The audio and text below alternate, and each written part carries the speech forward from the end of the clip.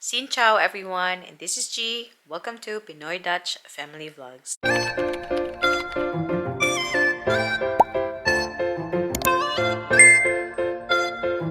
Hello, kumusta kayong lahat? Ano po ngayon dito? It's Monday and it's already 4 o'clock. So, mag-ready na tayo ng hapunan. Maaga po akong magluluto, 4 o'clock. Kasi, I have a class at 5 o'clock. So, kailangan ako mag-ready before sa class. Ang aking class is from 5 to 6:30. So, ano na, 6:30 na ako kakain. Magda-Dutch lesson na naman ulit ako. So, magre-review ako ng pinag-aralan ko dati and then we're gonna move up to a higher level. Higher level ko, no? Pero akong Dutch is very bad. Still bad. Pero we're working on it. Working on it. Ano po ngayon? Dapat Pakyas Avon Center Class. Pakyas Avon. So, ngayon sineselebrate yung pagdating ni Center Class. Sakto ba? So, naka-ready na yung aking Christmas tree doon kasi ang gusto nila, ang rule dito sa pamilya nila, hindi kami mag-decorate ng pang-Christmas until hindi matapos yung Center Class. So, Pakyas Avon ngayon. So, pwede ko na siyang i-decorate tomorrow, tonight. So, lagyan ko lang ng lights. And then, mag-open kami ng presents ni Ruth. Ito yung gift ko kay Ruth and yung gift ni Ruth andun. So, hindi na namin, binalot. Wala na, kay kami lang naman dalawa. Ihi man ako. Ihi na kay ko. Ito pala guys, natanggap ni Ruth sa work niya. Ferrero. Pero, yeah, pakpakin natin mamaya. Hello again. So, maputla tayo for today's video. So, magka-pasta lang po kami. Ito yung aking ingredients. Pasta sauce. And then, ito, lang to siya. 300 grams na minced beef. May onion ako dito. So, pasensya na. Maputla tayo kasi ang lamig-lamig. And then, hindi ako nakapag-lipstick kasi nasa bahay lang tayo. Garlic. And then, may beef cubes din ako dito. So, easy lang tayo. Anna's not here. She's spending the night at her Oma and Opa's place. Nasa mabuting kamay siya. So, kagabi pa po hindi umuwi sana. So, namimiss ko yung anak ko. But anyways, I'll see her tomorrow. I'll pick her up sa kanyang daycare. So, mag-ready na tayo ng madalian kasi nga, may klase tayo guys. Uy, ang lamig-lamig guys. Grabe! Nakaon ako ng heater kasi hindi ko na kaya.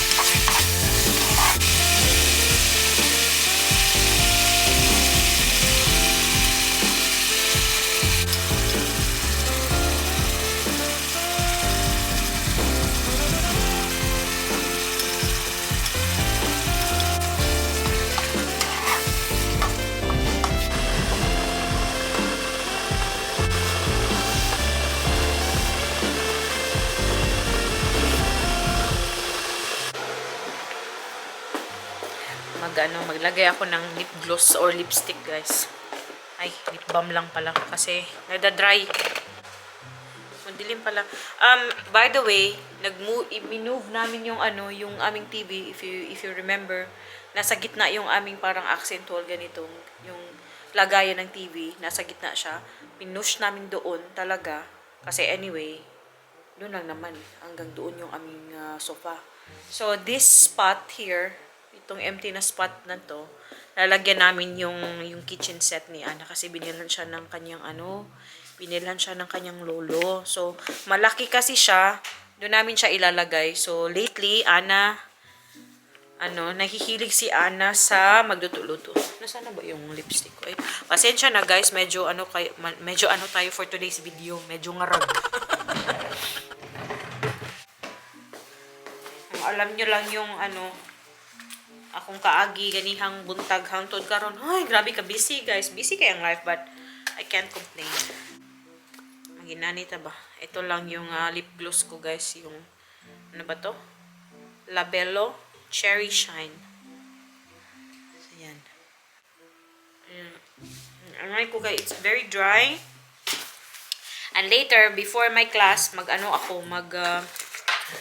mag-powder ako, mag-blush, tsaka mag-lipstick para hindi tayo masyadong luspad sa camera. Kasi online class po siya. I will prepare the, mamaya, yung noodles niya. Para, mga na lang, 4:45. Because anyway, I only need 10 to 12 minutes to have it ready. Para initin na lang siya ni Ruth. Ang gagawin ko now is, isi-set up ko yung aking computer. So, ito na yung aking computer dito. Ready na siya. Tsaka yung aking books. Makakapal yung books ko, guys. Good luck. So, ito yung aking books. Bale, ano siya, guys? Yung Dutch ko, I've already finished the Imburkering exam.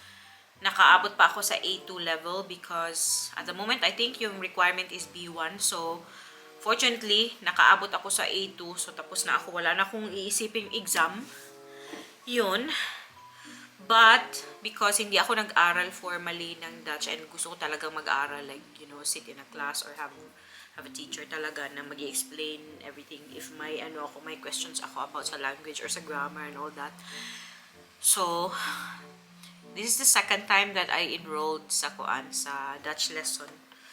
But the first time, A1 yung level and I really wanted to finish it because or to do it because yun nga, wala akong foundation ng talagang Dutch na yung grammar structure, ganun, wala. So, I decided to enroll and natapos ko yun. And although 12 sessions lang siya, nakahelp talaga. And then, I took the A2 exam and malaking tulong siya. But when it comes to exams kasi, yung language tests kasi, may structure kasi yung exam. So, most of the time, I do not focus too much on the language itself. Nagfo-focus ako sa technique ng exam.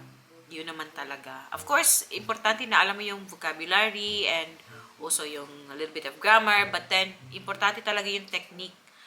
Yeah, so naipasa ko yung A2. Pero, hindi naman ako A2 magsalita ng Dutch. So, yun.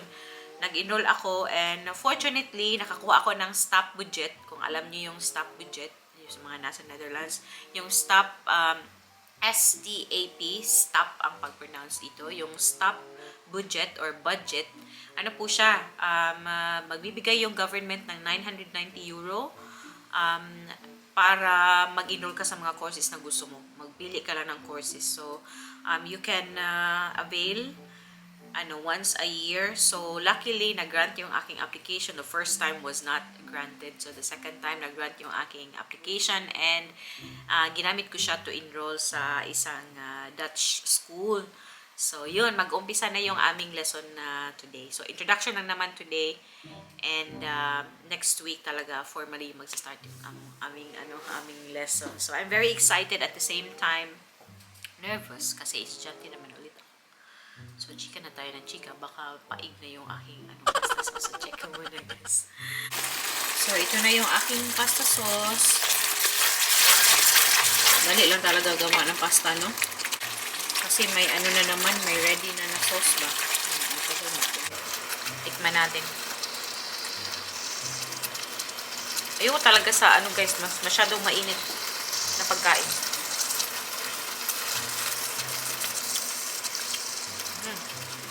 Masarap siya. Yummy. Si Ruth, Ruth's gonna buy cheese later.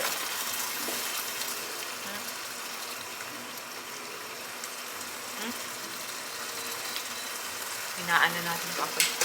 Oh, apoy. Hinita apoy. May kayo yan.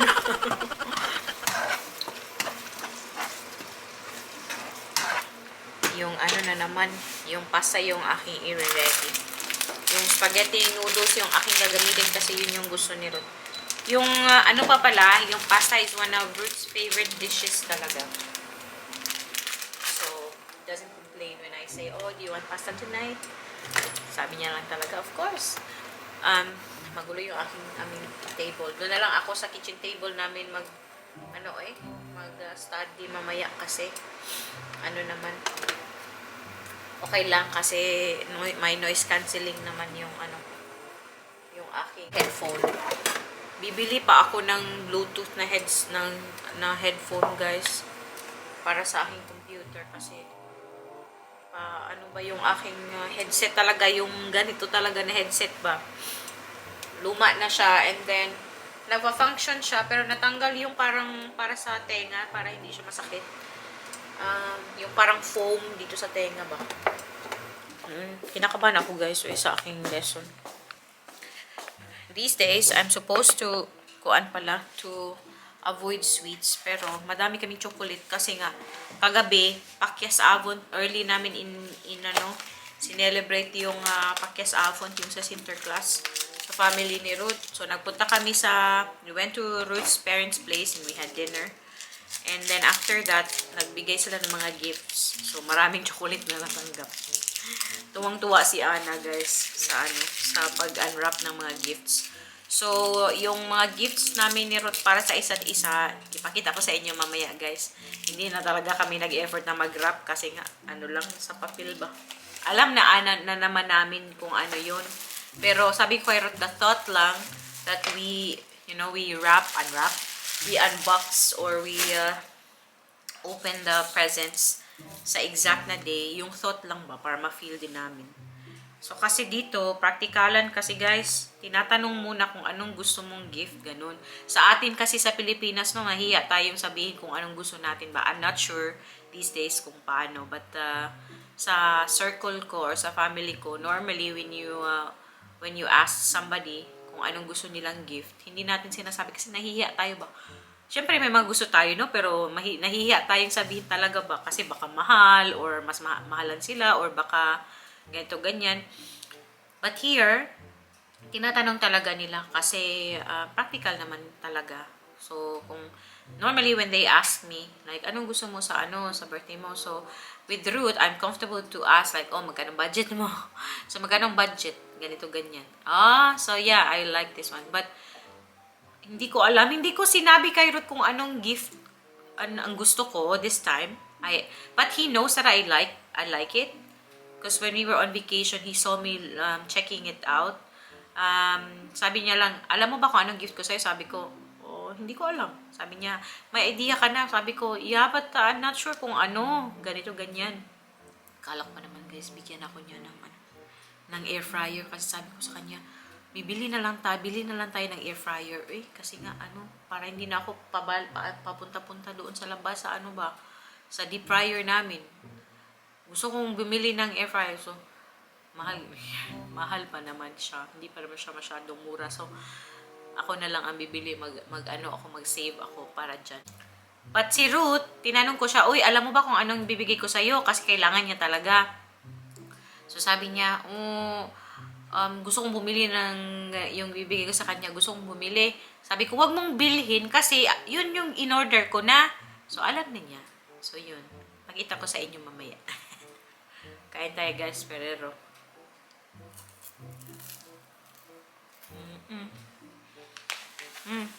20 minutes na lang, guys. Mag-open na ako.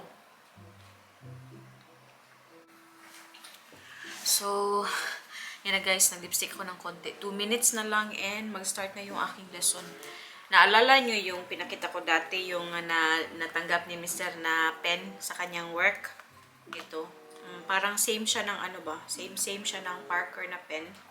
Gamitin natin. Binyagan natin. Sayang naman kung taguan lang ba. Tago lang. Gamitin natin kasi my God! Job na naman tayo for today's video.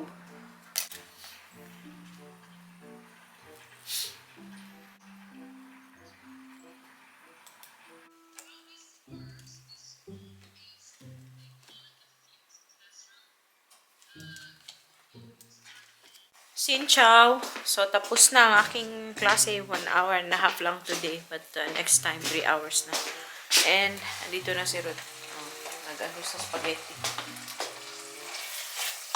Do you want to put it here or not? Altijd goed. Kalimutan kong sabihin sa kanya na bumili ng cheese para sa pasta. Kasi Yeah. busy. So, ang ginawa ni Ruth. Somebody has to do it because Yeah, we're gonna eat, guys. Kain na kami. Yeah, my class was really nice. 10 kami, including sa teacher. May 3 or 4 na, 3 Turkish people. May English, may Chinese, may Korean. Ako lang yung Filipino. May din, Spanish. So, yun, siya. Exciting siya. So, ito na ang aming hapunan.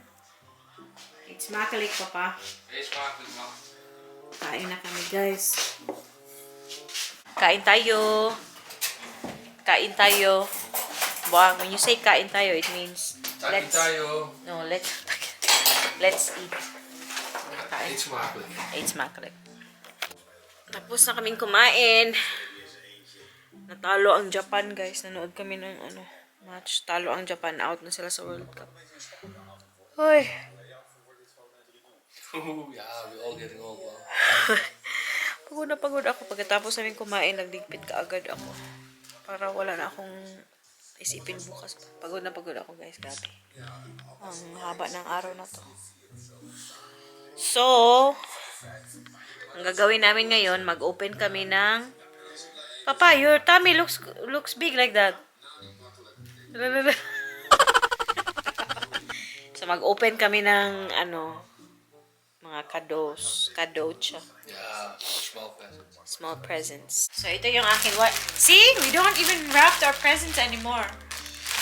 And last year you get for Christmas you get the Yeah, camera. I'm using the camera now here to get it for Christmas. So, ito yung kanya. Ito yung akin. It's all kapot. Ready to pop, ja. I was open for you. Wow. Yeah, looks where we go. This is a good one. Ja, Isa po siyang shopping bag. Yan. Langkero. fine, well. Es muy. Oh, it's a little bit. Oh, Papa. This is smaller than the one I had before. But it's good. Oh, I like it. that's good because if you have a good one you shop too much. Boot, guys. Don't believe Boot. I don't shop a lot. Not yet. The size Okay. is a good one. Sandali rin. You have to be very careful with this one because this is hard. So if you bend it a lot, then it starts. Okay. And this one lasts for a long time. The one I had before, it's actually the same black one, but a little much bigger than this one. Ano siya? It lasted 5 years. Okay. That's long. So you can really feel it's really hard. It's really good one. Yeah. It's a good material. High five, Dodon. High Thank five. you. Now, I'll use this on Saturday already because I'll go shopping with Apple. High five. I'll put vegetables, fruits. Yeah, that's good. That's a good kind of shopping. Nee. Dank je, Dodon. High five, well. Yeah. And I had another small present. Eva, I just bought it on the way home. I thought we said we don't do... No, then I don't give to somebody else. That's basically. We don't spend a lot for presents this year because we have a big project next year, so we need to Yeah. save a lot for it. Somebody's gonna drive. Ja, klopt. Oh, is mooi dat dan. Nou, goed zo, hè? Is it good? Okay. Hey, it's good. I remember very well. It's good. Yeah. This is really sturdy, bro. It lasts really a long time. This is even better than my other bag. They always say this one is with Lacoste. This one is the easiest to go already. That is the first damages gets here. But here and here they say with Lacoste normally. Yeah, here, because it's a hard material when it bumps against something. Yeah, but it's a bag. Thank you. I'm happy with it, High though. five. Nou, Thank goed you. zo, High Bob. five. High five. Now open yours too. Ja, waar is het? Ja, je hebt het ook net op weg. They root wrapped mine. Sinterklaas. No. So Ruth has another one. I already know what this is. Ja, dat is wel zo difficult. This is perfume. No? Yeah, you already know it. Yeah. You can see it on the package.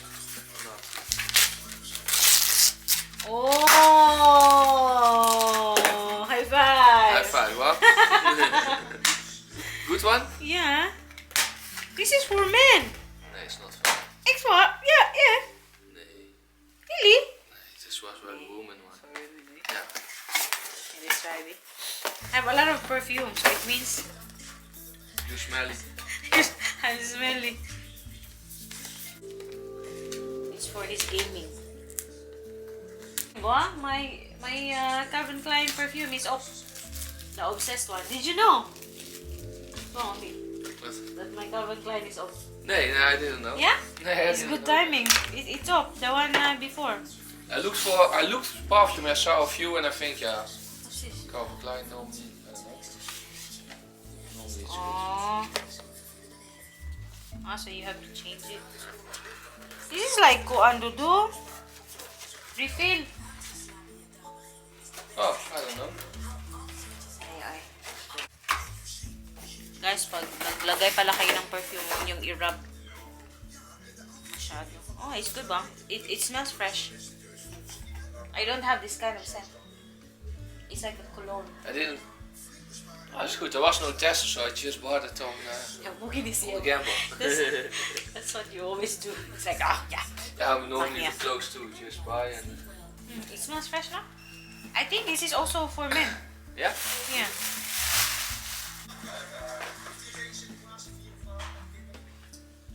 Ik heb ook iets voor jou, voor kerst. Just do it for Christmas, that's good. Huh? Just do it for Christmas.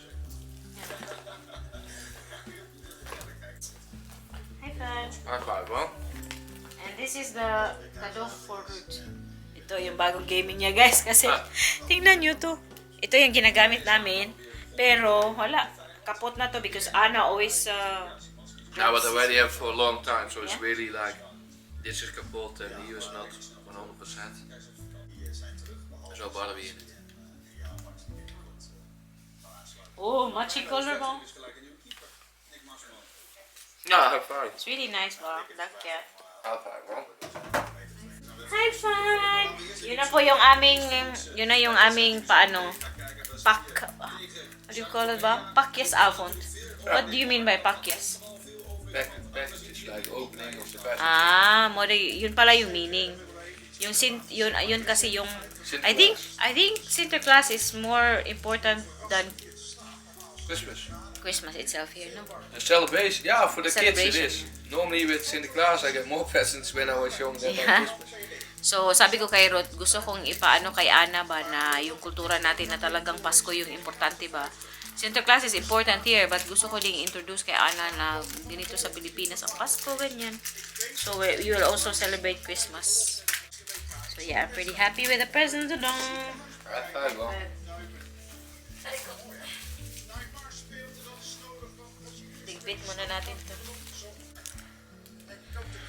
So, yun na po yung ating vlog for today. And kita-kita na naman tayo sa susunod na video. Kita-kita. Kita-kita.